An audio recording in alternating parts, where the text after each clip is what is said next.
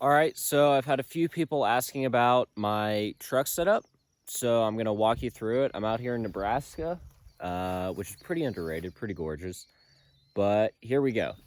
So, 2010 Toyota Tundra, 5.7, Falcon Wild Peaks, 275/70, leveled, Bilstein, 6112s, and 5160s. That's the important stuff. Let's start over here. So, up front, pretty simple. Self-defense stuff in the door with my sandals.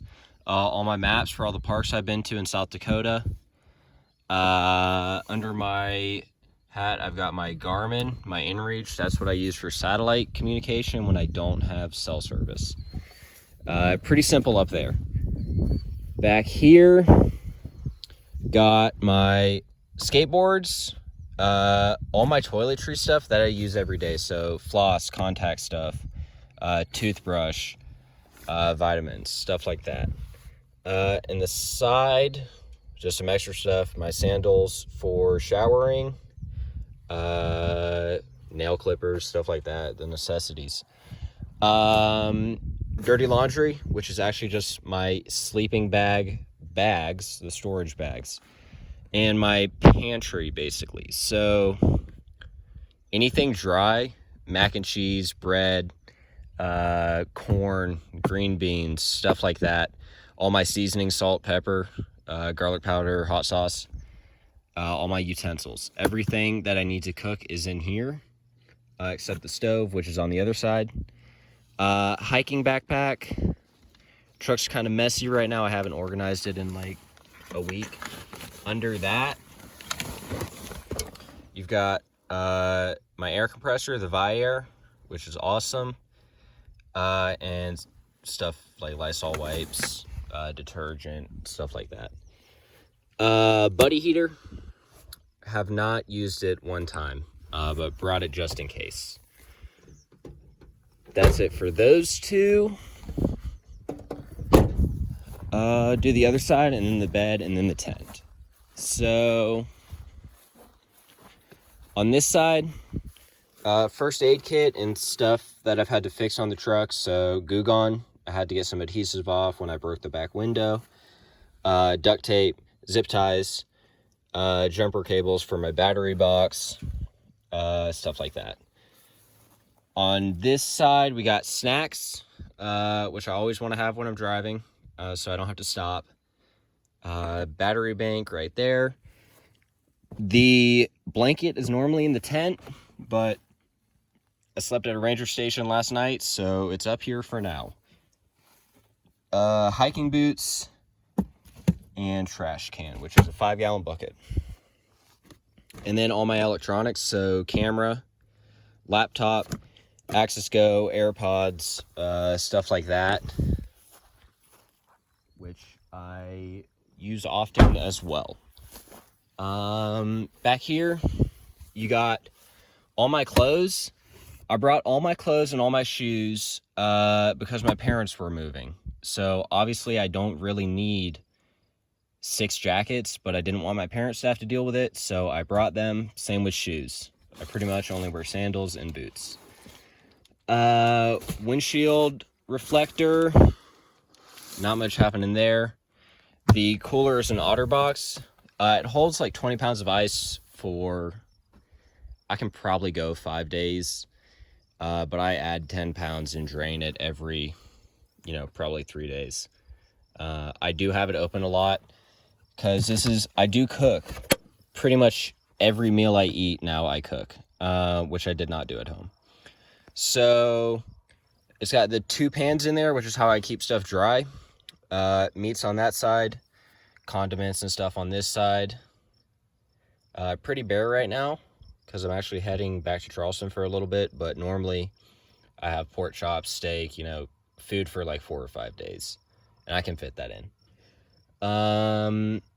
Besides that, not much. Underneath, I'll keep drinks, and there's space for all of that, so I'm a fan of the OtterBox. Paper towels, toilet paper, The Coleman stove, which is the cheap one, works perfectly fine. I can control temperature pretty good. And then I got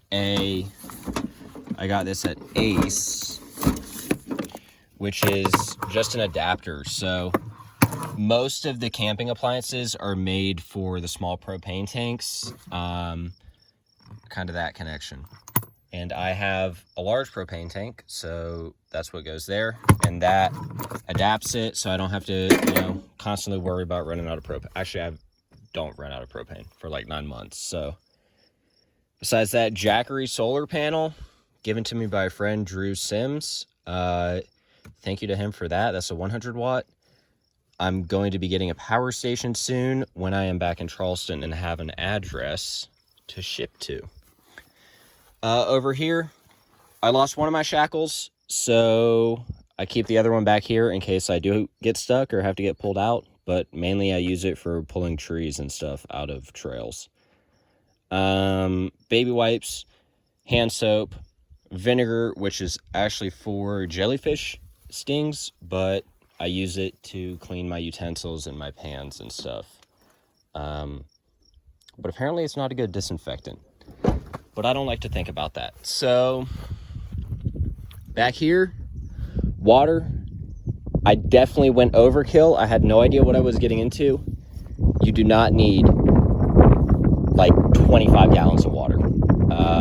All that is necessary is maybe 10 gallons. So I have 5 gallons, which is my drinking water with the hand pump, so I can refill my bottle. That lasts me probably 3, maybe 3.5 days if I kind of squeeze it. But I don't have to squeeze it because I have an aquatainer, which I fill up as well. And I use that for washing my hands, washing my face, brushing my teeth, stuff like that. I do sometimes use the second aquatainer if I'm going off-grid for, a week or something, or even like 5 days, just so I don't have to really worry about water. Refilling them, I only refill my water at Walmart or some Kroger stores with a water refill station, which every single Walmart has now, for like 30 cents a gallon. You can do, and what most people do, is ranger stations, national parks, forest centers, stuff like that. Even truck stops sometimes have water, but it always tastes different, and I don't want my water to taste different everywhere I go.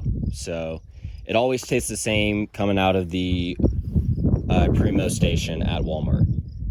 Propane, I just stole a propane tank from my parents, and yeah, I barely used any of it on the stove. I could probably get like 6 or 7 months out of that tank. It's still pretty full, and I've been almost 3 months. In these 2 bins, I've got all my shoes, which I don't wear at all, only sandals, and my hiking stuff and some camera gear. So I've got my tripod, my sleeping pad, and some hiking clothes, which is also in that thing right there.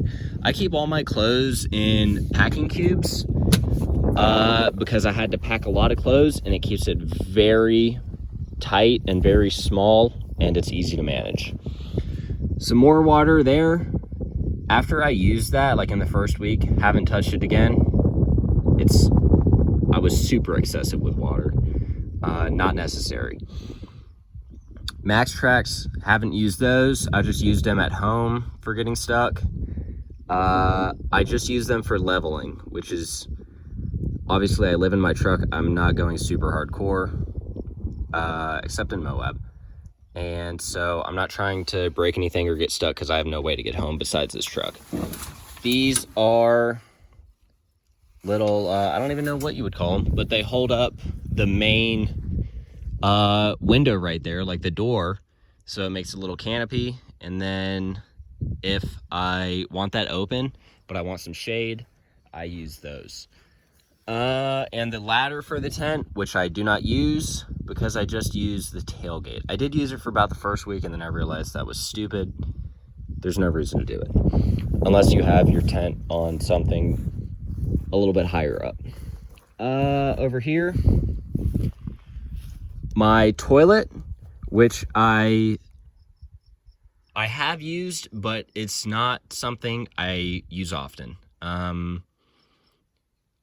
Most of the time I'm digging a hole, or if I'm in a city or something, or passing through a city, I go to a hotel, and they will let you use their lobby toilet. If I do use it, double bag, heavy duty trash bags and kitty litter, and then just be careful where you dispose it, because some counties don't like it, some counties are fine with it. I mean, I would basically toss it. If you can throw a diaper somewhere, double bagged and kitty litter is more secure than a diaper. So that's how I see it. Lawn chair, of course, hot pink. And the shovel, all know what that's for. And that's it for the bed. Up top, we have the Roofnest Sparrow eye, which has been flawless pretty much. Definitely not something you want to live in full time, but if you want to do it in a truck and still have that mobility, there's no better option unless you're doing a camper shell. But then I've got a short bed, so I would have to sleep diagonal. That's a whole different problem I don't want to deal with. It's waterproof. I've been in rain, snow. I've been in some pretty heavy winds, probably up to like 50 miles an hour. And the main reason I can do that is because it's the clamshell style. So I just point the truck into the wind, and most of the wind just goes right over the top, and it keeps it pretty silent. But it's pretty durable. I've bombed some pretty nasty roads and some dry river beds, and nothing's broken yet.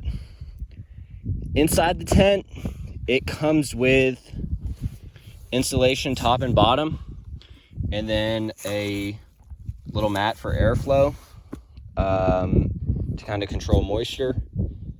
And it comes with a mattress, like 3 inches probably. I put if you can see it, mattress topper on top. This is as comfortable as my bed was. It's pretty unbelievable, and I mean, I sleep like a baby. Besides that, I've got a fitted sheet over top, a blanket on top of the fitted sheet, and then a loose sheet. I sleep on top of the loose sheet, so it's super easy to get everything out and wash it. I don't have to deal with wrestling a mattress inside of a tent. Besides that, 2 pillows. All this stuff and the other blanket stays in here all the time, and it closes, so there's plenty of room. 30-degree bag on the bottom, 0-degree bag on top, and I like this configuration. I can kind of control my temperature better, and I mean, I've been in places below. I've been in cold places, some really cold places, and I am warm all night with this setup. 2 pillows, another blanket, and that's pretty much it for that. It's a pretty simple setup, but it works. And I didn't want to spend too much money. I didn't have much money to spend, and I wanted to go as soon as possible. And this is the setup that let me do it. In the future, there is stuff I would change, but the main one is having a power station to go with that Jackery solar panel, and I'll be getting that when I'm in Charleston. So besides that, I mean, it's been flawless. I love it. That's pretty much it. If you got any questions, let me know. I'll answer them. And yeah, go see Nebraska sometimes because it's pretty dope.